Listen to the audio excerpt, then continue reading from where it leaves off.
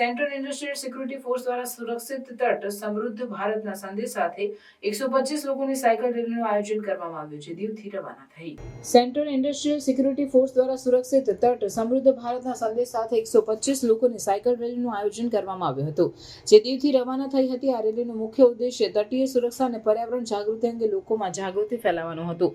Cycle રેલીમાં CISFના જવાનો અને સ્થાનિક સાયકલિંગ ઉત્સાહીઓએ ભાગ લીધો હતો, જે તટીય વિસ્તારોમાં સુરક્ષા અને સ્વચ્છતાના મહત્વને પ્રોત્સાહિત કરે છે.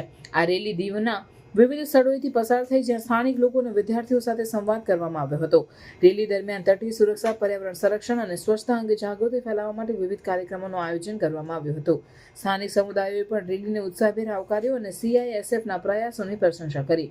સુરક્ષિત તટ સમૃદ્ધ ભારતનું આ સંદેશ તટીય વિસ્તારોની સુરક્ષા અને પર્યાવરણ સંરક્ષણના મહત્વને ઉજાગર કરે છે.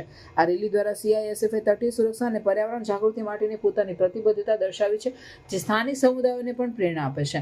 આવા પ્રયાસો દ્વારા તટીય વિસ્તારોમાં સુરક્ષા અને પર્યાવરણ સંરક્ષણ માટે લોકોમાં જાગૃતિ વધે છે, જે દેશના સમૃદ્ધિ અને સુરક્ષામાં મહત્વપૂર્ણ યોગદાન આપે છે. CISFની આ પહેલ તટીય સુરક્ષા અને પર્યાવરણ જાગૃતિ માટે સકારાત્મક પગલું છે, જે ભવિષ્યમાં પણ ચાલુ રહેવું જોઈએ.